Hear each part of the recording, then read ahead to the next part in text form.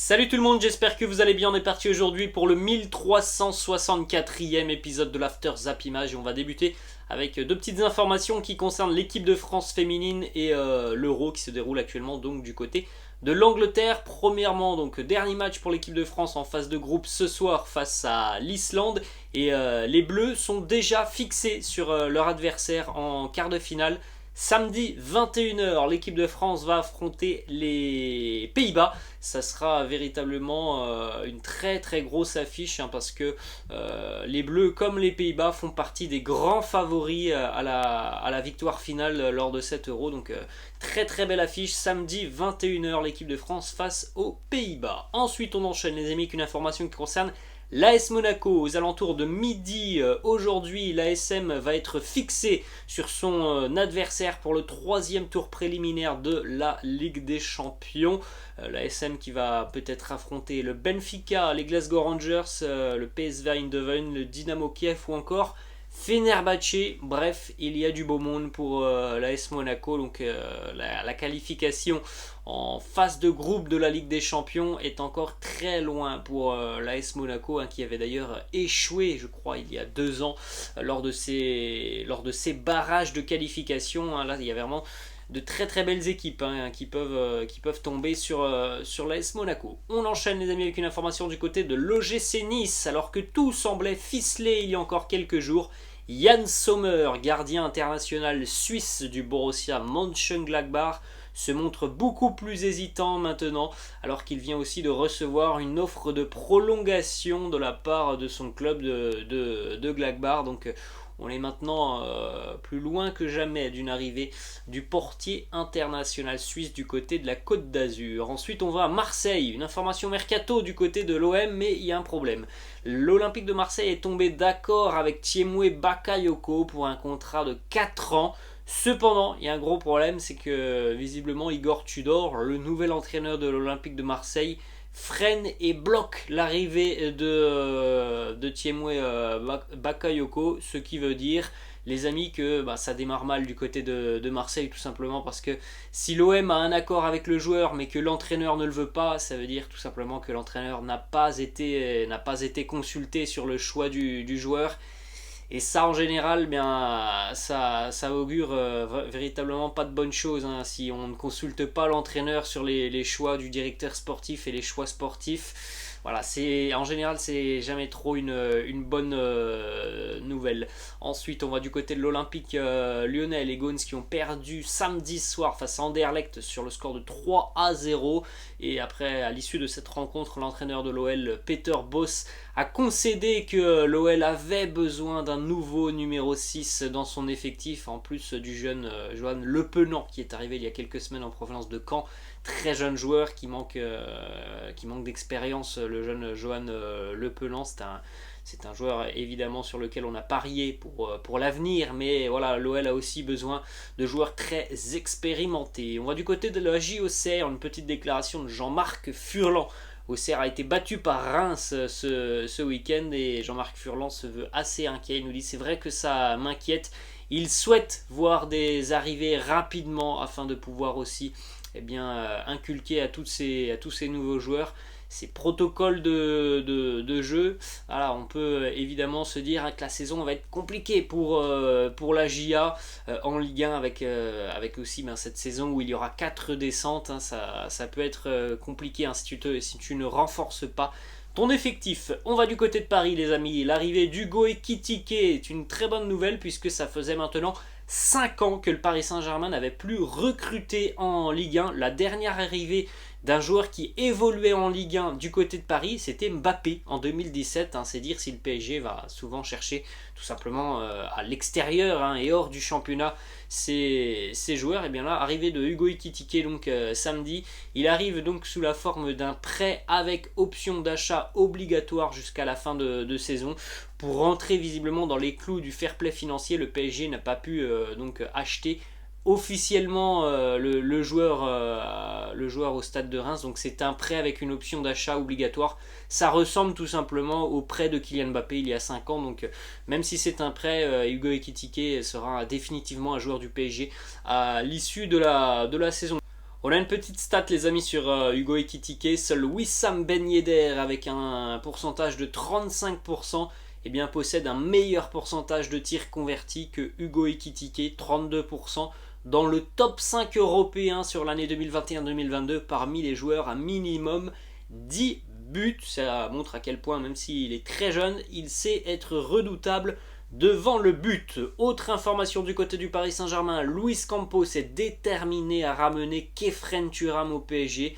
De même pour Christophe Galtier. Ce qui pose problème, c'est que du côté de Nice, le papa de Khéphren Thuram, qui n'est ni plus ni moins que Lilian Thuram, eh bien, il a néanmoins beaucoup plus de doutes et il pense que son fiston doit continuer avec l'OGC Nice au moins encore un an. Autre information du côté de Paris, Fabrizio Romano annonce que Chelsea et le Paris Saint-Germain sont en discussion pour Presnel Kimpembe. Paris demande 60 ou 65 millions d'euros. Chelsea serait prêt à transmettre une offre de 45 à 50 millions d'euros. Une petite information qui concerne peut-être le futur remplaçant de Presnel Kimpembe, jeune joueur du Sporting Portugal, Gonzalo Inacio. C'est l'une des options suivies par le PSG en cas de départ de Kimpembe. Le joueur est très apprécié par Luis Campos. Là, on est véritablement en plein dans le scouting, qui est le travail principal de Luis Campos, aller repérer et dénicher des jeunes joueurs un petit peu partout dans le monde. Et bien, Gonzalo Inacio, il répond parfaitement à tous ces critères de jeunes joueurs prometteurs avec des qualités, qui a un bel avenir devant lui. On rappelle aussi qu'il y a toujours l'option Milan Skriniar sur la table, mais ça semble compliqué. Ensuite les amis, on va du côté donc, du Japon, puisque le Paris Saint-Germain est arrivé il y a quelques heures maintenant du côté du Japon pour cette tournée de pré-saison. Regardez cette petite photo. Mbappé, Messi et Neymar présents donc sur les terres nippones. Il y a eu évidemment un accueil très chaleureux des fans japonais. On termine les amis du côté de la Ligue 1 avec une information qui concerne Martin Terrier. On rappelle la saison exceptionnelle de Martin Terrier l'année passée avec Rennes. 21 buts pour Martin Terrier. Il avait aussi délivré quelques passes décisives. Ça attire évidemment pas mal d'équipes du côté de Martin Terrier. Liverpool, Séville, Leeds ou encore West Ham sont très intéressés par le français. Le Stade Rennais demande 40 millions d'euros. On va les amis du côté de l'Espagne et c'est désormais donc officiel. On a hâte d'assister à ce duel Lewandowski, Karim Benzema. C'est un duel qui va vraisemblablement rythmer toutes les semaines de Liga cette année. On aurait déjà pu avoir le premier duel en fin de semaine, puisqu'il y a un classico dimanche entre le Barça et le Real, mais visiblement Karim ne jouera pas cette rencontre. Je ne sais pas si Lewandowski jouera aussi pour le Barça, puisqu'il vient d'arriver et qu'il n'aura pas forcément beaucoup d'entraînement dans les jambes avec les Catalans, mais en tout cas cette saison s'annonce folle du côté de l'Espagne, avec énormément de recrues du côté du Barça. On regarde aussi les amis cette belle petite image à l'heure actuelle.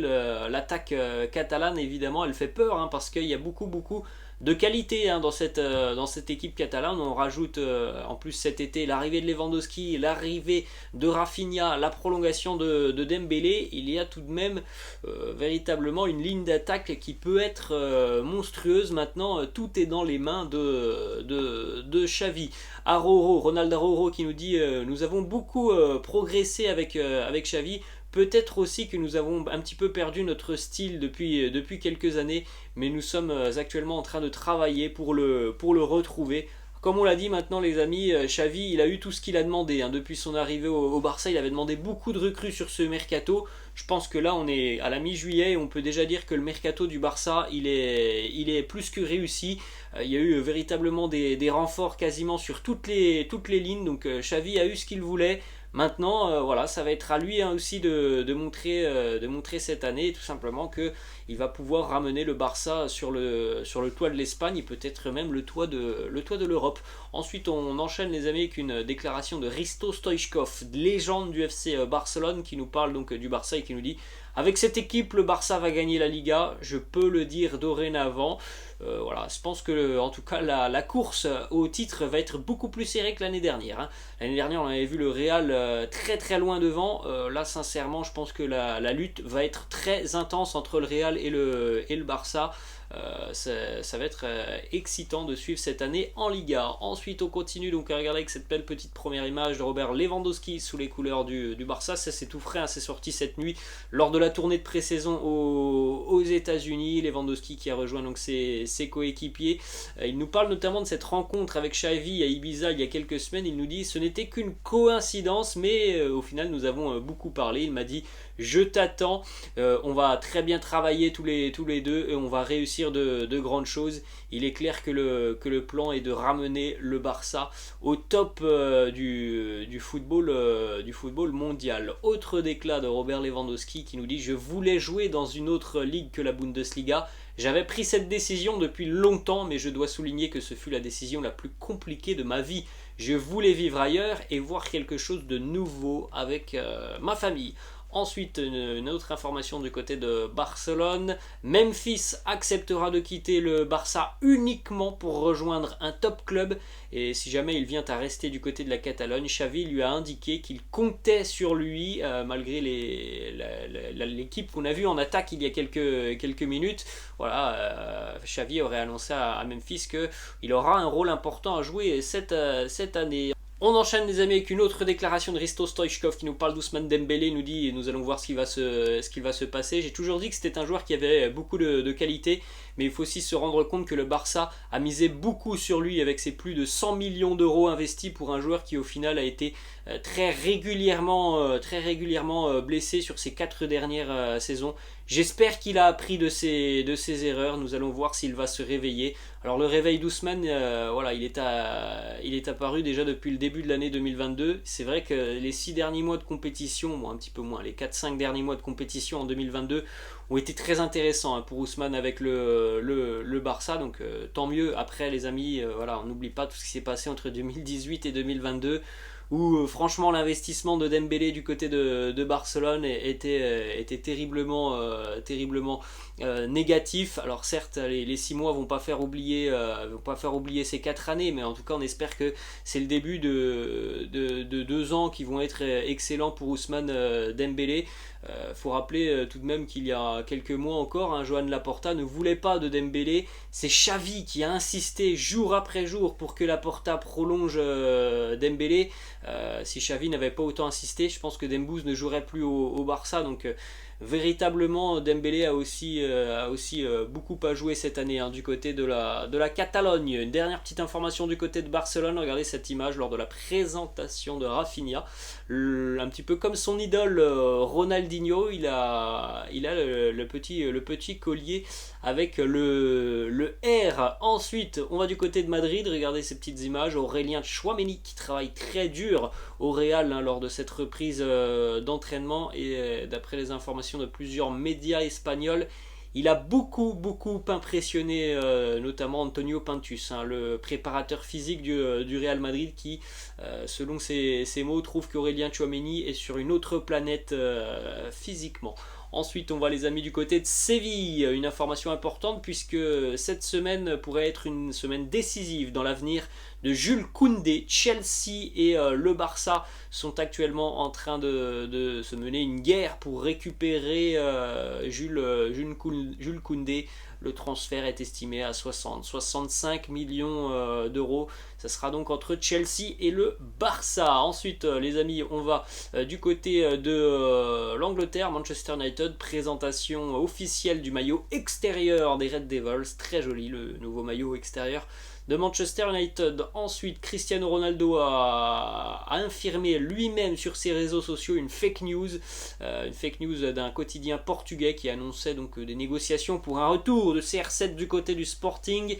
C'est Cristiano lui-même qui a laissé ce petit commentaire sur Twitter. Fake, c'est totalement faux. Ensuite, autre information du côté de Manchester United, il arrive donc en provenance de l'Ajax Amsterdam, le défenseur central Lisandro Martinez s'est engagé avec Manchester United, et un transfert assez cher, 67 millions d'euros dépensés par les Red Devils pour ce défenseur argentin. Autre information les amis, on est du côté cette fois-ci de Manchester City. La petite image lors de l'entraînement, la pré-saison aux États-Unis, Erling Haaland qui est déjà le regard vraiment noir. On a l'impression qu'il va véritablement faire mal cette année en PL. Petite image aussi pour Boubacar Kamara, le milieu de terrain de Aston Villa qui a quitté l'OM il y a quelques semaines.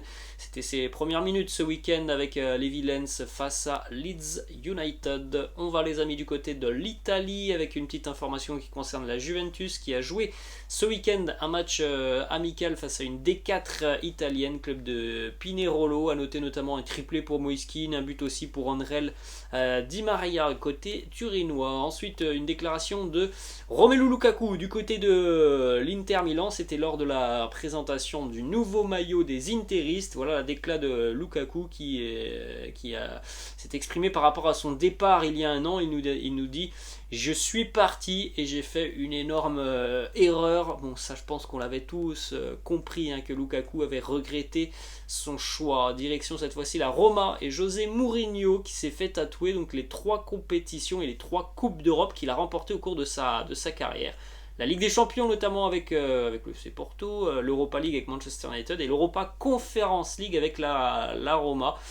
José Mourinho qui a décidé de graver tout ça sur sa peau. Ensuite on a d'autres informations qui concernent José Mourinho qui aurait appelé très récemment Paulo Dybala à 2 reprises pour le convaincre de s'engager avec la Roma. Un salaire de 5 millions d'euros annuels lui est proposé. Le quotidien Sky Sports en Italie annonce hier d'ailleurs qu'une première offre concrète de la Roma a été formulée pour Paulo Dybala. On attend la réponse du joueur et il semblerait qu'à l'heure actuelle ça soit toujours la Roma et le Napoli qui soient les 2 seules options plausible pour Paulo Dybala. Ensuite les amis, on va aller du côté de l'Allemagne. Regardez déjà le mercato estival du Bayern, plutôt sympa. Mazraoui, Ryan Gravenberch, Sadio Mané, Serge Gnabry, Mathis de Ligt, puisque Oliver Kahn s'est exprimé et il a annoncé: nous avons eu une discussion avec Mathis de Ligt et oui, il veut venir au Bayern. Hier dans la soirée, le Bayern est tombé d'accord avec la Juventus sur les contours d'un transfert de 80 millions d'euros. Donc le défenseur néerlandais devrait s'engager dans les tout prochains jours au Bayern Munich. Très grosse recrue dans le secteur défensif. Autre information importante du côté du Bayern, puisque c'est tout de même un joueur dont on a beaucoup entendu parler sur ce mercato. Eh bien, ça met fin à toutes ces rumeurs. Serge Gnabry prolonge l'aventure avec le Bayern jusqu'en 2026. On a une déclat aussi de Oliver Kahn sur la possibilité du transfert d'Harry Kane. Le Bayern vient donc de perdre Lewandowski. Le remplaçant c'est peut-être Harry Kane. Voilà la déclat d'Oliver Kahn qui nous dit: il est sous contrat avec Tottenham.